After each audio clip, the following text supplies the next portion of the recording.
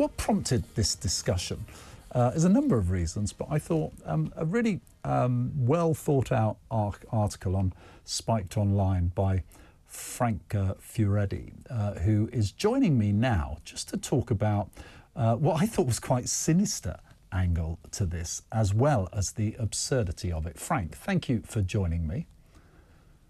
Pleasure. So, Frank, I suppose where I come from this is I start with probably most people's reaction, definitely not all people's reaction. We had Natalie Bennett in here, Baroness Bennett, a few minutes ago, that took a completely different view. But I'm sort of gobsmacked. I wonder what has gone wrong that you cannot pay what I think is essentially a cheeky compliment to someone. That we are effectively, as you suggest in the article, that we now have a judge deciding what we can effectively say and is acceptable. It is like having a policing of our language going on, which I find quite intimidating. Well, it is, and as you know, a lot of people now self-censor. A lot of people are scared to tell somebody you're looking great, or flatter them, or compliment them because they're worried about being misinterpreted. And I think what has happened is that we live in a world where people are encouraged to feel offended by anything, the smallest act of miscommunication. And if they feel offended, they know they're going to get rewarded, because the very act of saying that I'm offended, I've been harassed, or I've been bullied, gives them a certain degree of moral kudos, which they can use in all kinds of different ways. And in this case, what you have is a situation which most normal men throughout modern era would have interpreted as a compliment, and they would have smiled. But in this case, the very fact that this individual feels that he's been slighted, even harassed, which is bizarre, means that he can get money. He can get a judge to basically give him a compensation for the alleged hurt. And I think to me, the real problem is that the big problem here is that people feel that their informal, spontaneous interaction with one another is always being subject to some kind of a invisible rule book. And we're, as you say, we're self-censoring, aren't we, as a result of that? But I suppose, let me try and see if we can work anything out here. What do you think is the difference between banter, which you make a robust defence of, banter in the workplace? You talk about it as in some ways team building, which I totally understand. I grew up in when it was rife. But what's the difference between banter and sexual harassment? Is there a line that has been crossed? Could we try and define that line? Well, it's very difficult for a very simple reason that acts of communication or speech acts and its meaning depends on the context. And as you know yourself, there are things that you can say to your peers as a child, but if you said the same thing to your parents or to another adult, it would be interpreted differently. And similarly, I can say things to people that are close to me and talk to them in a way that I couldn't to people who were strangers, because they would have a different meaning. So the attempt to define harassment as opposed to banter is very, very difficult. So context is important, isn't it? And it's entirely different context, yeah. I mean, I try to have a go. I'm a father of 3 daughters, and so I try to imagine this. If I don't think one of my daughters would have come home and complained that on one occasion someone had said to them, "You look really fit in that dress," or whatever. I just don't think they would have complained about it. I suppose if it becomes repetitive, persistent, and to that point, that's when it becomes probably unnerving, and I would suggest is bordering on harassment.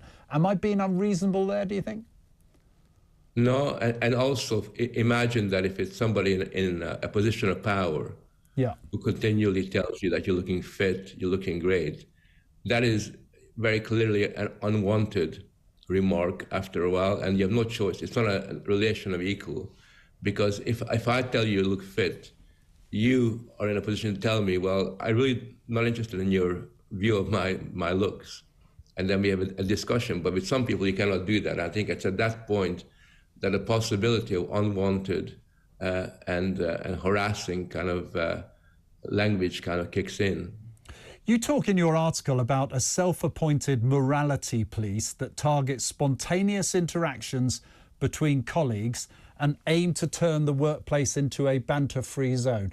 Do you think, as human beings who have this inherent desire to communicate, to share humour and build relationships, that these people will, if they exist, will ever achieve a banter-free zone in the workplace? How worried are you? Well, I think your instincts are right, because the aspiration to make fun of each other, to joke at each other's expense, is thankfully very, very strong.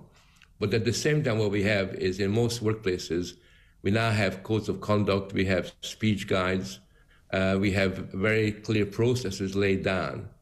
And what that means is that although you and I might continue on joking with each other and ignore the advice, at some point in our lives or somebody else's lives, somebody will kick up against us, will call in HR and demand that they be defended or compensated, and people like me should be punished for daring to make a joke at their expense. So it's a very ambivalent situation, but the point is that although we will always go on making jokes with each other, when you have banter and the spontaneous interaction that underpins it being kind of culturally disparaged, it does change the atmosphere in the world we live in. It makes it poor. It diminishes our enjoyment of each other, and that's probably something I'm as much worried about as the policing of language.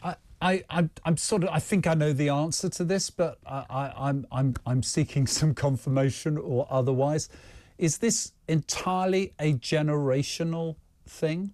Is it a case, some people will say there's people up there who've grown up in a post-COVID environment, that they may have been quite isolated, they're not resilient, and is it therefore a gender thing here? I would never consider, well, no one's going to pay me the compliment, but no one of my age or even 20 years younger than me, I don't think for 5 minutes would consider making a complaint. But is it generational? Younger people are doing this?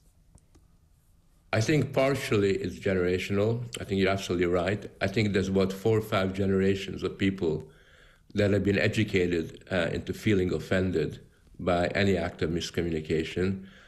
But there's also partially a kind of cultural, political attitude that some sections of society have, where they basically are so committed to feeling that they've been victimized that they're always looking to be offended. And I think that therefore a lot of some older people have bought into this way of being. But the generational thing is really very powerful. And one thing that I've noticed from my work as a sociologist is every generation, every newer generation is more sensitive to these things than the one before. So there seems to be this generational desire on the part of the very young to feel offended, more offended than maybe the previous generation that came before them. And that is a worrying development. I mean, this is a staggering line in your article, and then I'll let you go because I know you have to crack on. One human resources coach, you write, warns that banter, what we're talking about, literally, you look fit in those Speedos, can be a slippery slope to discrimination and microaggressions, and that it can be the enemy of inclusion. This, I mean, I should be terrified that the next time I play a compliment to someone on the production team, that I am about to cause such mayhem. Yes, there's an ideological zealotry that underpins a lot of this stuff. So people like him are committed to changing the way we live our lives. And for him, controlling our speech and ensuring that certain words are never expressed is something that is a political objective. And that is why they raise the stakes and make such extremist comments. Well, listen, Frank, thank you so much for joining us. I know you have to fly, quite literally. That's Frank Furedi.